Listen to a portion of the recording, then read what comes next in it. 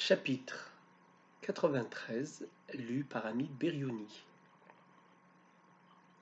De l'arrivée de Clavileine avec la fin de cette longue et prolixe aventure. La nuit vint sur ces entrefaites et avec elle l'heure indiquée pour la venue du fameux cheval Clavileigne. Son retard commençait à tourmenter Don Quichotte, lequel concluait de ce que Malambruno tardait à l'envoyer, ou qu'il n'était pas le chevalier pour qui était réservée cette aventure, ou que Malambruno n'osait point en venir aux mains avec lui en combat singulier.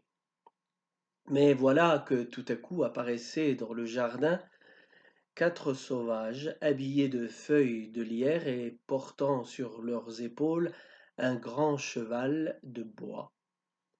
Ils le posèrent à terre sur ses pieds et l'un des sauvages dit: que le chevalier qui en aura le courage monte sur cette machine. Alors, interrompit Sancho, je n'y monte pas, car je n'y ai point de courage et ne suis pas chevalier. Le sauvage continua. Et que son écuyer, s'il en a un, monte en croupe. Il peut avoir confiance au valeureux Malambruno, certain de n'avoir à craindre que son épée, mais nul autre, ni nul autre embûche.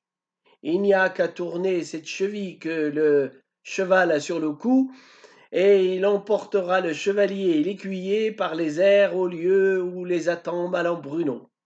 Mais, pour que la hauteur et la sublimité du chemin ne leur causent pas d'étourdissement, il faut qu'ils se couvrent les yeux jusqu'à ce que le cheval hennisse. Ce sera le signe qu'ils ont achevé leur voyage. Cela dit, et laissant là Clavileigne, les 4 sauvages s'en retournèrent à pas compter par où ils étaient venus. Dès que la Doloride vit le cheval, elle dit à Don Quichotte, les larmes aux yeux: Valeureux chevalier, les promesses de Malambruno sont accomplies. Le cheval est chez nous, et nos barbes poussent, chacune de nous, et par chaque poil de nos mentons, nous te supplions de nous raser et de nous tondre.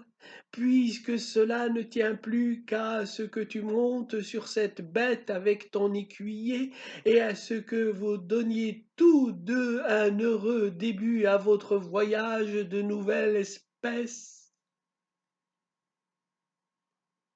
C'est ce que je ferai, madame la comtesse Trifaldi, répondit Don Quichotte.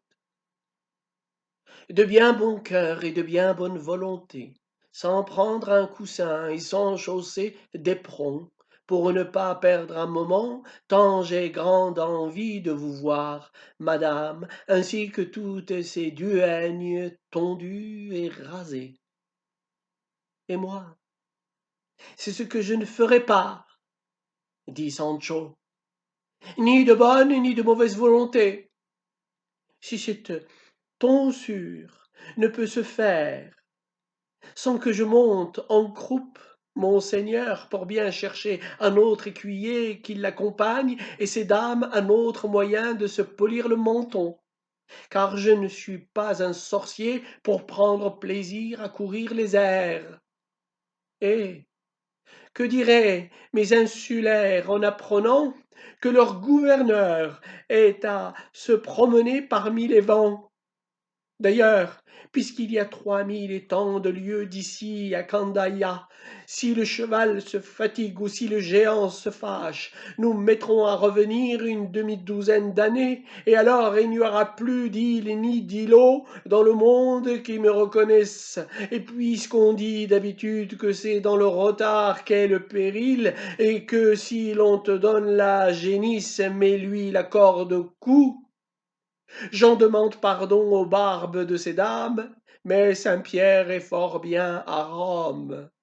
Je veux dire que je suis fort bien dans cette maison, où l'on me traite avec tant de bonté, et du maître, de laquelle j'attends la faveur insigne de me voir gouverneur. Ami Sancho, répondit le duc, l'île que je vous ai promise n'est ni mobile ni fugitive. Elle a des racines si profondes enfoncées dans les abîmes de la terre qu'on ne pourrait ni l'arracher ni la changer de place en 3 tours de rein, et puisque nous savons tous deux, vous et moi, qu'il n'y a aucune sorte d'emploi, j'entends, de ceux de haute volée qui ne s'obtiennent par quelle espèce de pot de vin, l'un plus gros, l'autre plus petit, celui que je veux recevoir pour ce gouvernement, c'est que vous alliez avec votre seigneur Don Quichotte mettre fin à cette mémorable aventure. Soit que vous reveniez sur Clavilègne dans le peu de temps que promet sa célérité, soit que la fortune contraire vous ramène à pied comme un pauvre pèlerin, de village en village et d'auberge en auberge. Dès que vous reviendrez, vous trouverez votre île où vous l'aurez laissée, et vos insulaires avec le même désir qu'ils ont toujours eu de vous avoir pour gouverneur. Ma volonté sera la même, et ne mettez aucun doute à cette vérité, Seigneur Sancho, car ce serait faire un notable outrage à l'envie que j'ai de vous servir. Assez, assez, assez, Seigneur, s'écria Sancho, je ne suis qu'un pauvre écuyer et ne puis porter tant de courtoisie sur les bras. Que mon maître monte, qu'on me bande les yeux et qu'on me recommande à Dieu. Il faut aussi m'informer si, quand nous passerons par ces hauteurs, je pourrai recommander mon âme au Seigneur ou invoquer la protection des anges. Vous pouvez très bien, Sancho, répondit la Doloride, recommander votre âme à Dieu ou à qui vous plaira, car bien qu'enchanteur Bruno est chrétien, il fait ses enchantements avec beaucoup de tact et de prudence et sans se mettre mal avec personne. Allons donc, dit Sancho, que Dieu m'assiste et la très sainte Trinité de Gaillette. Depuis la mémorable aventure des Foulons, dit Don Quichotte, je n'ai jamais vu Sancho avoir aussi peur qu'à présent. Si je croyais aux augures comme tant d'autres, je sentirais bien un peu de chair de poule à mon courage. Mais venez ici, Sancho. Avec la permission du Seigneur et de madame, je veux vous dire 2 mots en particulier. Et maintenant, alors Sancho, emmenant alors Sancho sous un groupe d'arbres, il lui prit les 2 mains et lui dit: Tu vois, mon frère Sancho, le long voyage qui nous attend, Dieu sait quand nous reviendrons et quel loisir, quelle commodité nous laisseront les affaires. Je voudrais donc que tu te retirasses à présent dans ta chambre, comme si tu allais chercher quelque chose de nécessaire au départ, et qu'en un tour de main tu te donnasses en à compte sur les 3300 coups de fouet auxquels tu t'es obligé, ne serait-ce que 5 ou 600. Quand ils seront donnés, ce sera autant de faits, car commencer les choses, c'est les avoir à moitié finies. Pardieu, s'écria Sancho, votre grâce doit avoir perdu l'esprit. Si, comme ceux qui disent Tu me vois pressé et tu me demandes ma fille en mariage? Comment donc? Maintenant qu'il s'agit d'aller à cheval sur une table rase, vous voulez que je me déchire le derrière? En vérité, ce n'est pas raisonnable. Allons d'abord bifier ces duègnes, et au retour, je vous promets, foi de qui je suis, que je me dépêcherai tellement de remplir mon obligation que votre grâce sera pleinement satisfaite, et ne disons rien de plus. Cette promesse, bon Sancho, reprit Don Quichotte, suffit pour me consoler, et je crois fermement que tu l'accompliras, car tout sot que tu es homme véridique.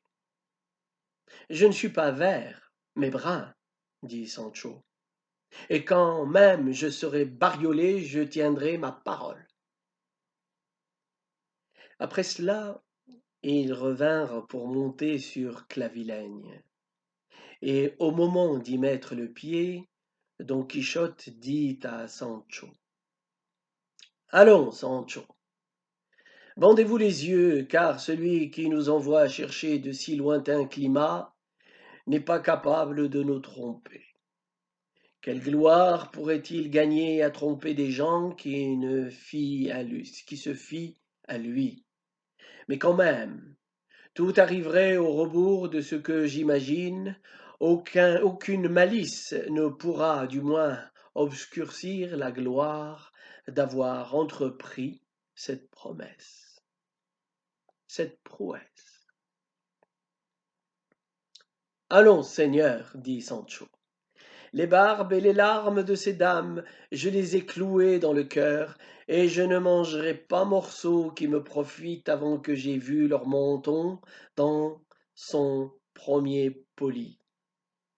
Que votre grâce monte et se bouche d'abord les yeux, car si je dois aller en croupe, il est clair que je ne dois monter qu'après celui qui va sur la selle. Tu as raison, répliqua Don Quichotte. Et tirant de sa poche un mouchoir, il pria la Doloride de lui en couvrir les yeux.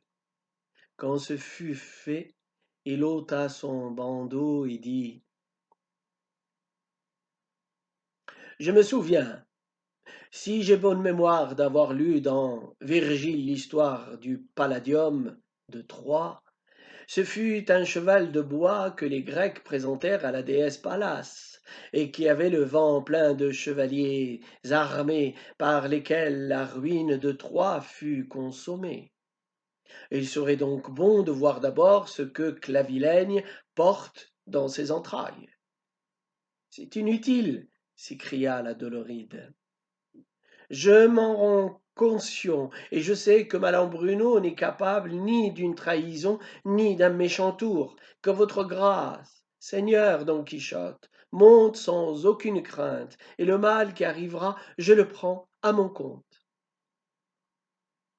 Il parut à Don Quichotte que tout ce qu'il pourrait répliquer au sujet de sa sûreté personnelle serait une injure à sa vaillance, et sans plus d'altercation, il monta sur Clavilègne et essaya la cheville qui tournait aisément, comme il n'avait point d'étrier et que ses jambes pendaient tout leur long, il ressemblait à ces figures de tapisserie de Flandre peintes, ou plutôt tissues, dans un triomphe d'empereur romain.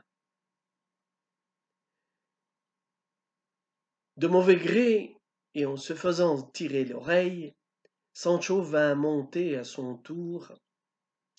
Il s'arrangea du mieux qu'il put sur la croupe qu'il trouva fort dure et nullement mollette.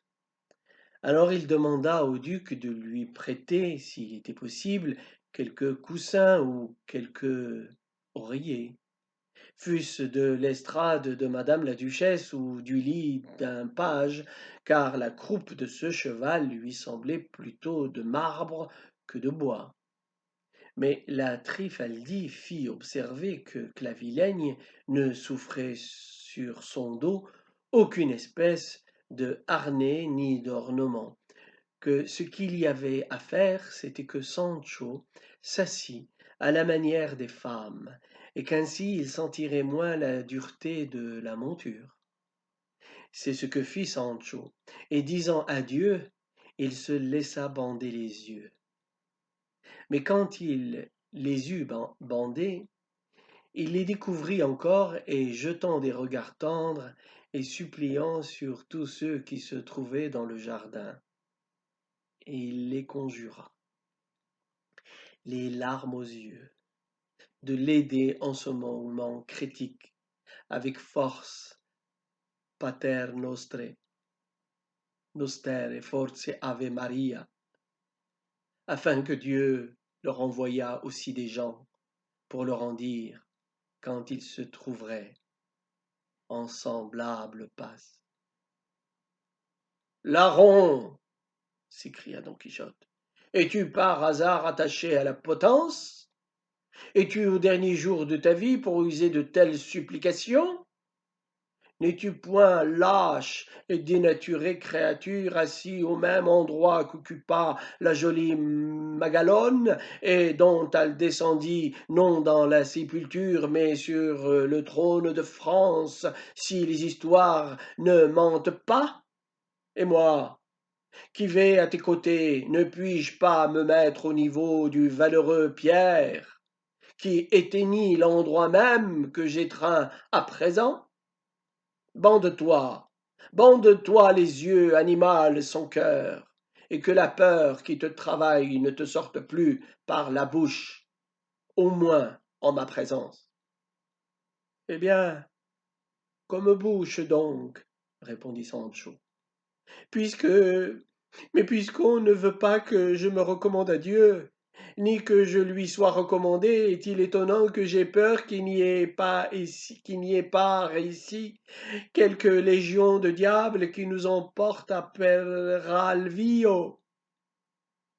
Enfin, on leur banda les yeux, et Don Quichotte, se trouvant placé comme il devait l'être, tourna la cheville.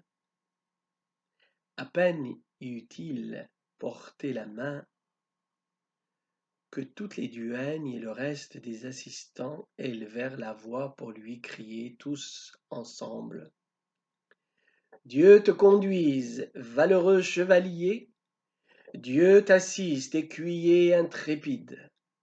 Voilà que vous vous élevez dans les airs, en les traversant avec plus de rapidité qu'une flèche. Voilà que vous commencez à surprendre et à émerveiller tous ceux qui vous regardent de la terre. Tiens-toi, valeureux Sancho, ne te dandine pas, prends garde de tomber. Ta chute serait plus terrible que celle du jeune étourdi qui voulut conduire le char du soleil son père. Sancho entendit ces avertissements et se serrant près de son maître, qu'il étreignait dans ses bras, il lui dit: Seigneur, comment ces gens-là disent-ils que nous volons si haut puisque leurs paroles viennent jusqu'ici, et qu'on dirait qu'ils parlent tous à côté de nous? Ne fais pas attention à cela, Sancho, répondit Don Quichotte. Comme ces aventures et ces voyages à la volée sortent du cours des choses ordinaires, tu verras et tu entendras de 1000 lieues tout ce qu'il te plaira. Mais ne me serre pas tant, car tu m'étouffes, et vraiment, je ne sais ce qui peut te troubler, ni te faire peur. Pour moi, j'oserais jurer que de ma vie, je n'ai monté une monture d'une allure plus douce. On dirait que nous ne bougeons pas de place. Allons, ami, chasse ta frayeur. Les choses vont, en effet, comme elles doivent aller, et nous avons le vent en. C'est par Dieu bien la vérité, répliqua Sancho, car de ce côté-là, il me vient un vent si violent qu'on dirait que 1000 soufflets me soufflent dessus. » Sancho disait vrai. De grands soufflets servaient à lui donner de l'air. L'aventure avait été si bien disposée par le duc, la duchesse et le majordome, que nulle condition requise ne lui manqua pour être parfaite. Quand Don Quichotte se sentit éventé. Sans aucun doute, Sancho, dit-il, nous devons être arrivés à la seconde région de l'air, où s'engendrent la grêle et la neige. C'est dans la troisième région que s'engendrent les éclairs et les tonnerres, et si nous continuons à monter de la même façon, nous arriverons bientôt à la région du feu. En vérité, je ne sais comment retenir cette cheville pour que ne montions pas jusqu'où nous soyons embrasés. En ce moment, on leur chauffait la figure avec des étoupes faciles à enflammer et à éteindre, qu'on leur présentait de loin au bout d'un long roseau. Sancho ressentit le premier la chaleur. Que je sois perdu, s'écria-t-il. Et si nous ne sommes arrivés dans le pays du feu, ou du moins bien près, par une partie de ma barbe est déjà roussie. Et j'ai bien envie, Seigneur, de ne pas découvrir les yeux pour voir où nous sommes. Non, rien fait, n'en fais rien, répondit Don Quichotte. N'en fais rien. Et rappelle-toi la véritable histoire du licencié Torralva, que les diables emportèrent à toute volée au milieu des airs, à cheval sur un bâton et les yeux fermés. En 12 heures, il arriva à Rome, descendit à la tour de Nonna, qui est une rue de la ville, et assista à l'assaut, vit dans le désastre et la mort du connétable du Bourbon. Puis le lendemain matin, il était de retour à Madrid, où il rendit compte de tout ce qu'il avait vu. Ce Torralva raconta aussi que pendant qu'il traversait les airs, le diable lui ordonna d'ouvrir les yeux, qu'il les ouvrit, se trouva si près à ce qui lui sembla du corps de la lune, qu'il aurait pu la prendre avec la main, mais qu'il n'osa pas regarder la terre de crainte que la tête ne lui tournât. Ainsi donc, Sancho, il ne faut pas nous débander les yeux.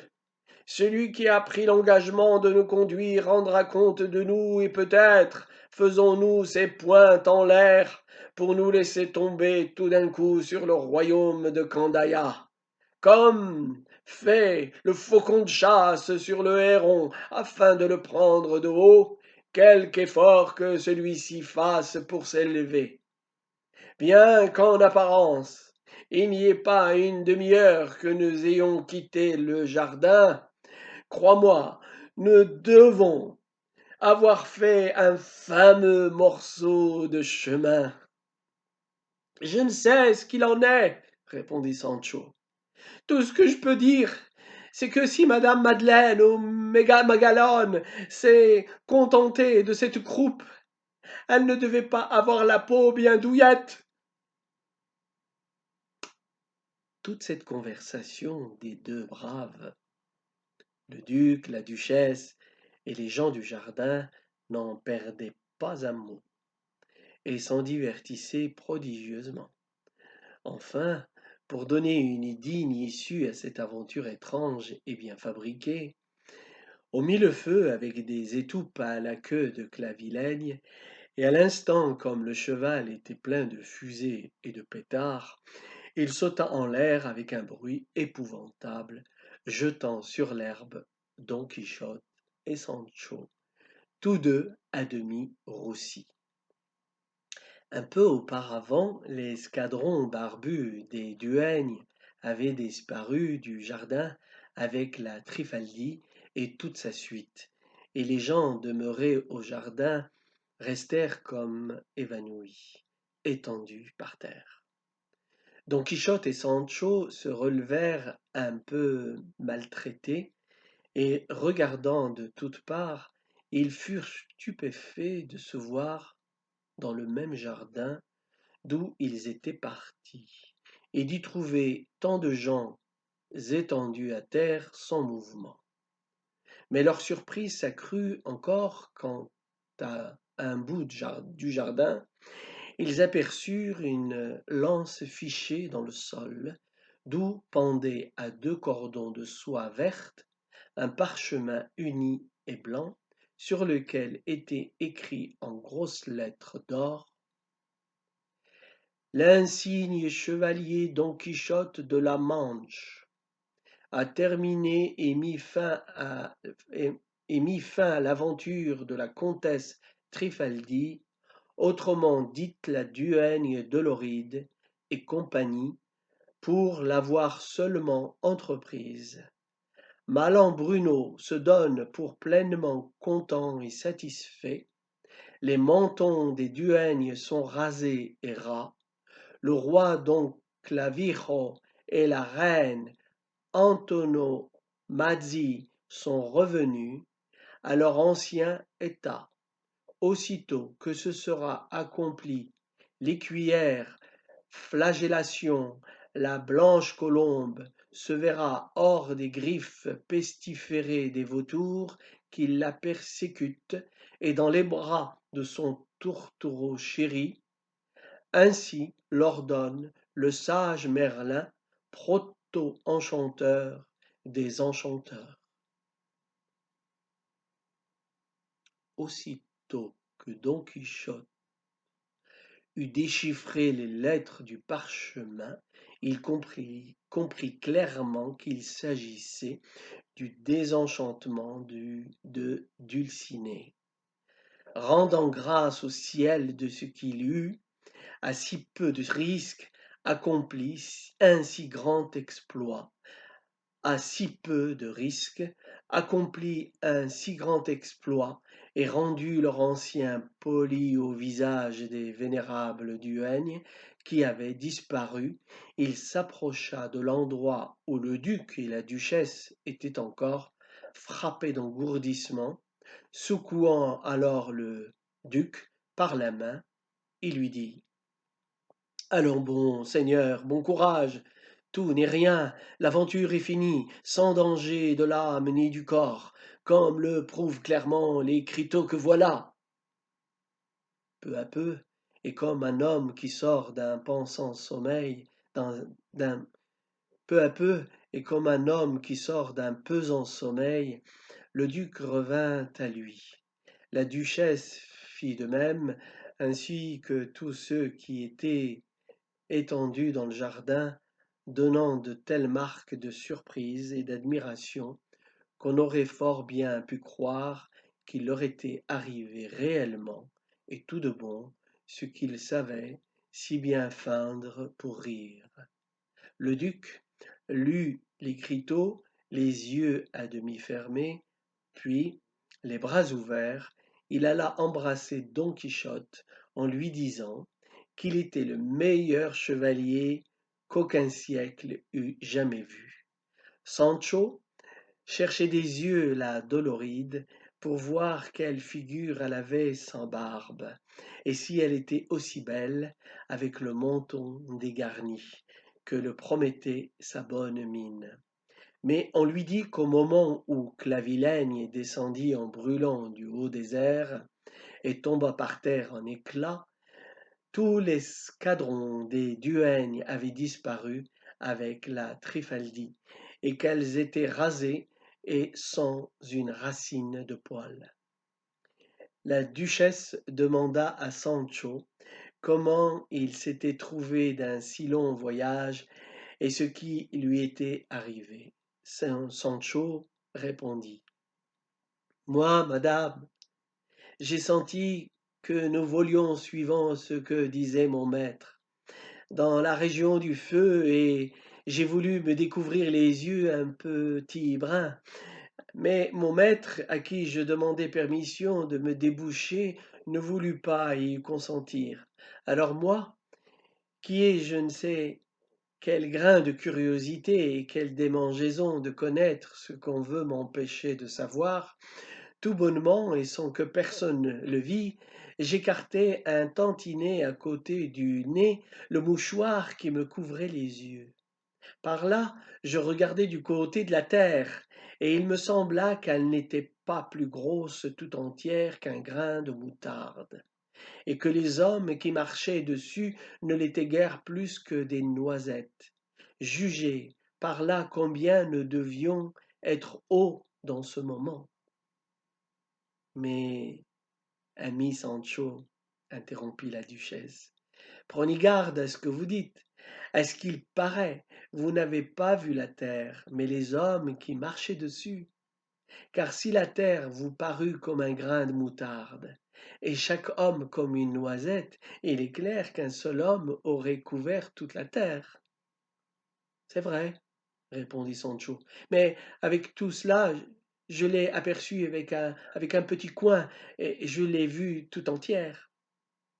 Prenez garde, Sancho, reprit la duchesse, que par un petit coin on ne peut voir l'ensemble de la chose qu'on regarde. Je n'entends rien à ces finesses-là, répliqua Sancho. Tout ce que je sais, c'est que votre grâce doit comprendre que, puisque nous volions par enchantement, et par enchantement aussi j'ai pu voir toute la terre et tous les hommes de quelque façon que je les eusse regardés, si vous ne croyez pas cela, votre grâce ne croira pas davantage qu'en me découvrant les yeux du côté des sourcils, je me vis si près du ciel qu'il n'y avait pas de lui, à moi, plus d'un palme et demi, et ce que je puis vous jurer, madame, c'est qu'il est curieusement grand. Il arriva que nous allions du côté où sont les 7 chèvres, et comme étant enfant j'ai été chevrier dans mon pays, je jure Dieu et mon âme que, dès que je les ai vis, dès que je les ai vis, dès que je les vis, je sentis une si grande envie de causer avec elles un instant, que si je ne me fusse passé cette fantaisie, je crois que j'en serais crevé. J'arrive donc près d'elle, et qu'est-ce que je fais? Sans rien dire à personne, pas même à mon seigneur, je descends tout bonnement de Clavilègne, et me mets à causer avec les chèvres, qui sont en vérité gentilles comme des giroflées et douces comme des fleurs, 3/4 d'heure au moins. Et Clavilègne, tout ce temps, ne bougea pas de place. Mais pendant que le bon Sancho s'entretenait avec les chèvres, demanda le duc, à quoi s'entretenait le seigneur Don Quichotte? Don Quichotte répondit, comme tous ces événements se passent hors de l'ordre naturel des choses, il n'est pas étonnant que Sancho dise ce qu'il dit. Quant à moi, je puis dire que je ne me découvris les yeux ni par en haut ni par en bas, et que je ne vis ni le ciel, ni la terre, ni la mer, ni les déserts de sable. J'ai bien senti, il est vrai, que je passais par la région de l'air et que même je touchais à celle du feu. Mais que nous fussions allés plus loin, je ne le crois pas. En effet, la région du feu étant entre le ciel de la lune et la dernière région de l'air, nous ne pouvions arriver au ciel où sont les 7 chèvres dont parle Sancho, sans nous consumer. Et puisque nous ne sommes pas rôtis, ou Sancho ment, ou Sancho rêve. Je ne rêve ni ne mens, répond Sancho. Sinon, comme demande le signalement de ces chèvres, et l'on verra bien si je dis ou non la vérité. Eh bien, comment sont-elles faites, Sancho? Demanda la duchesse. Le voici, répondit Sancho. 2 sont vertes, 2 rouges, 2 bleues et la dernière bariolée. C'est une nouvelle espèce de chèvre, dit le duc. Et dans cette région de notre sol, on ne voit pas de semblables couleurs. Je veux dire des chèvres de semblables couleurs. Oh, c'est clair, s'écria Sancho. Pensez donc quelle différence il doit y avoir entre les chèvres du ciel et celles de la terre. Dites-moi, Sancho, reprit le duc, parmi ces chèvres, avez-vous vu quelques boucs? Non, seigneur, répondit Sancho, mais j'ai ouï dire qu'aucun animal à cornes ne passait les cornes de la lune.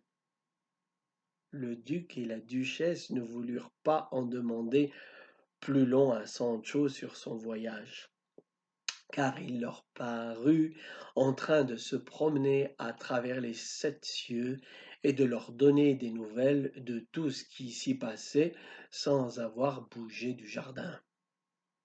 Finalement, voilà comment finit l'aventure de la duègne Doloride, qui leur donna de quoi rire.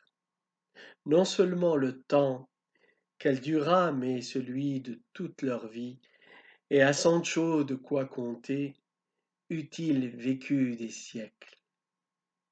Don Quichotte, s'approchant de son écuyer, lui dit à l'oreille: Sancho, vous voulez qu'on croie et ce que vous avez vu dans le ciel. Je veux à mon tour que vous croyiez